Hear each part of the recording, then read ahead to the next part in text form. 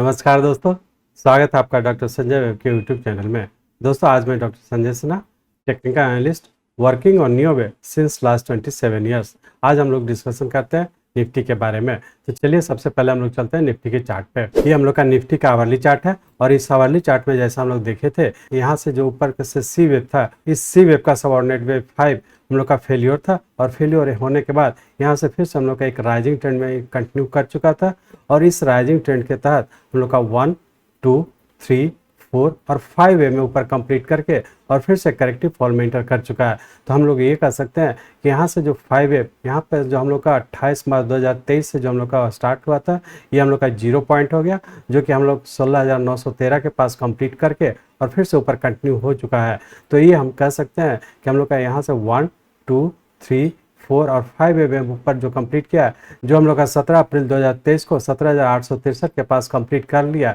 ये हम कह सकते हैं कि पूरा यहाँ से यहाँ तक एक 5 वे में कंप्लीट करके एक करेक्टिव फॉल में इंटर किया। अब हम लोग ये देखने का कोशिश करेंगे कि हम लोग का ये 5 वे में जो ऊपर गया है, ये इसका subordinate wave 5th wave extended है। चूँकि हम लोग इसमें देखें तो 1 और 3 और 5 ये तीनों में सबसे बड़ा वेव हम लोग का 5th वेव है। तो हम ऐसा कह सकते हैं कि ये जो इम्पल्स वेव के फॉर्म में ऊपर की ओर कंप्लीट किया है, उसका subordinate wave 5th wave extended है। तो अब ये कहें कि इस सबऑर्डिनेट 5th वेव एक्सटेंडेड है, तो उसके बाद का करेक्टिव फॉल कहाँ तक होने की संभावना है। तो जैसा आप लोग को जानते हैं, जैसा हम लोग एडवांस कोर्स में डिस्कशन किए थे कि हम लोग का जब भी किसी सबऑर्डिनेट वेव का 5th वेव एक्सटेंडेड हो, तो उसके बाद का जो करेक्शन होता है पूरे का 38.2%, मतलब इस 0 पॉइंट से फर्स्ट वेव तक के जो बना है उसका पूरे का 38.2% या सबऑर्डिनेट वेव 5th का 61.8%, ये दोनों ही रफली हमारा 17,500 के आसपास आता है। ये मिनिमम रिक्वायरमेंट है। तो इस तरह से हम लोग कह सकते हैं कि एक इम्पल्स वेव कंप्लीट करने के बाद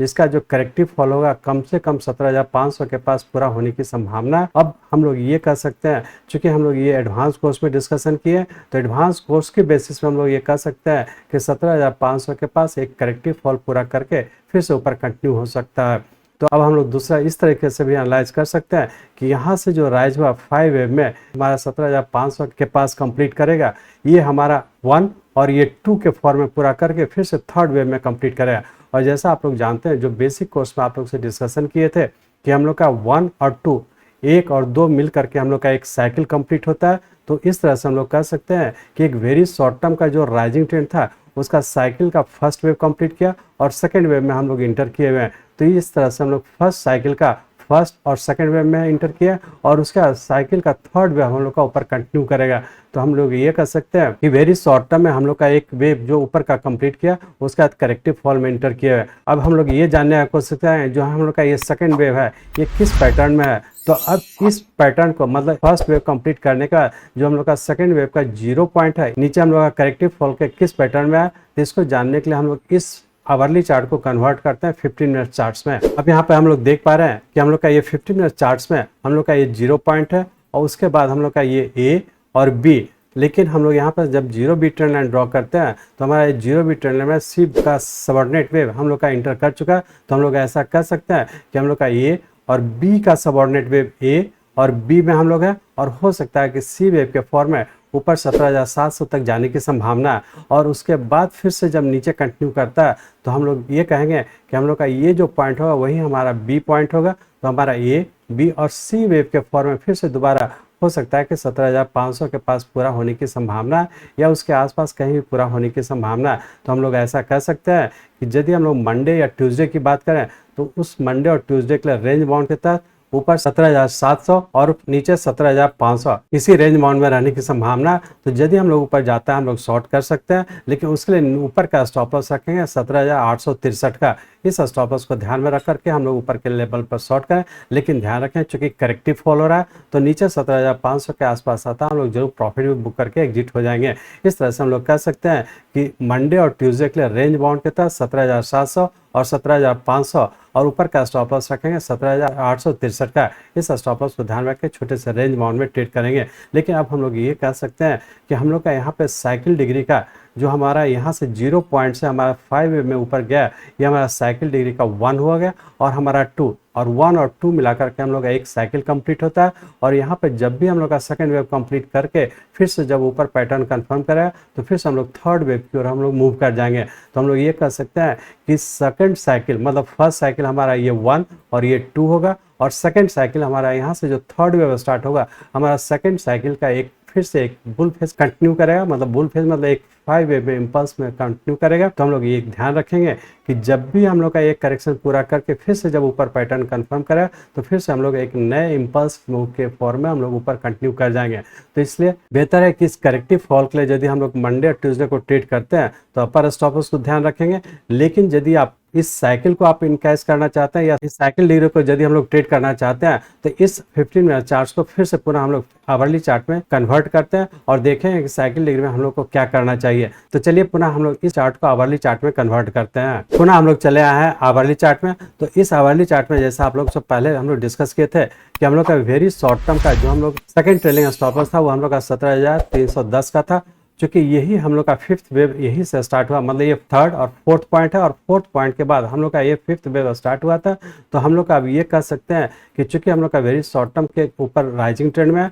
और वेरी शॉर्ट टर्म का ये subordinate wave fifth wave extended है, तो अब किसी भी कंडीशन में हमारे हिसाब से ये फिफ्थ वेव से नीचे आने की संभावना बहुत कम है। तो यही हमारा वेरी शॉर्ट टर्म के लिए सेकंड ट्रेलिंग स्टॉपर्स होगा जो 17,310 का। तो इस स्टॉपर्स को ध्यान में रख करके प्लस पोजीशन बनाए रख सकते हैं। तो हम लोग ऐसा कर सकते हैं कि इंट्राडे में या 2 दिन मंडे और ट्यूसडे के लिए हम लोग का एक्टिव फॉल में यदि ट्रेड करते हैं तो उसके लिए ऊपर का स्टॉपर्स रखेंगे 17,863 का। लेकिन यदि आप वेरी शॉर्ट टर्म का पोजिशनल बाई किए या पोजिशनल बाई करके ऊपर कंटिन्यू है तो आपके लिए मतलब जो लोग पोजिशनल बाई किए हैं या वेरी शॉर्ट टर्म के लिए ऊपर कंटिन्यू है उसके लिए ट्रेड कर रहे हैं, तो जब भी नीचे आता है हम लोग डिक्लाइन पे बाई करके ही चलेंगे। उसके लिए नीचे का स्टॉपर्स रखेंगे 17,310 का। इस स्टॉपर्स को ध्यान रखें, हर डिक्लाइन पे प्लस पोजीशन बना करके चलेंगे, और जब भी हम लोग का नीचे करेक्टिव फॉल पूरा करके फिर से जब ऊपर पैटर्न कंफर्म करेगा तो फिर से हम लोग थर्ड वेव में कंटिन्यू कर जाएंगे। तो इस तरह से हम लोग कह सकते हैं कि आवरली चार्ट में या फिर कहें वेरी शॉर्ट टर्म और शॉर्ट टर्म, चूंकि जैसा आप लोग को पिछले 2 वीक पहले आप लोग से डिस्कस किए थे, जिसमें से आप लोग को डिस्कशन में बताए थे हम लोग का फिफ्थ वेव फेलियर हो रहा था, उसके बाद फिर हम लोग का राइजिंग ट्रेंड में स्टार्ट हो चुका था। और इस राइजिंग ट्रेंड में चूंकि जैसा आप लोग से पहले डिस्कशन कर चुके हैं कि ये राइजिंग ट्रेंड था, उसका हम लोग का वीकली पॉइंट ऑफ व्यू से, very short term point of view से, short term point of view से और medium term point of view से तीनों टाइम फ्रेम का हम लोग का राइजिंग ट्रेंड स्टार्ट हुआ। तो उसके तहत सिर्फ वेरी शॉर्ट टर्म का एक साइकिल फर्स्ट और सेकंड वेव में हम लोग इंटर किया, मतलब वेरी शॉर्ट टर्म का एक सिर्फ पूरा किया और शॉर्ट टर्म के फिर से हम लोग राइजिंग ट्रेंड में इंटर कर जाएंगे। तो इस तरह से हम लोग कह सकते हैं, चूंकि आप लोग से पिछले 2 सप्ताह पहले भी हम लोग आपसे डिस्कशन किए थे क्या वेरी शॉर्ट टर्म का ट्रेड करें, शॉर्ट टर्म का ट्रेड करें या मीडियम टर्म का ट्रेड करें। सभी टाइम फ्रेम का हमारा स्टॉप लॉस जो होगा 16,913 का ही स्टॉप लॉस होगा, और इसी स्टॉप लॉस को ध्यान में रख करके आप शॉर्ट टर्म का भी लॉन्ग पोजीशन बना सकते हैं, मीडियम टर्म का भी लॉन्ग टर्म पोजीशन बना सकते हैं, और दोनों ही टाइम में अभी भी ऊपर कंटिन्यू है। अभी सिर्फ हम लोग का वेरी शॉर्ट टर्म का फर्स्ट वेव कंप्लीट करके एक करेक्टिव फॉल में इंटर किया। तो वेरी शॉर्ट टर्म के लिए सिर्फ स्टॉप लॉस रखेंगे हम लोग 17,310 का, मतलब वेरी शॉर्ट टर्म के लिए यदि प्लस किया तो आप इसे होल्ड करके रखें,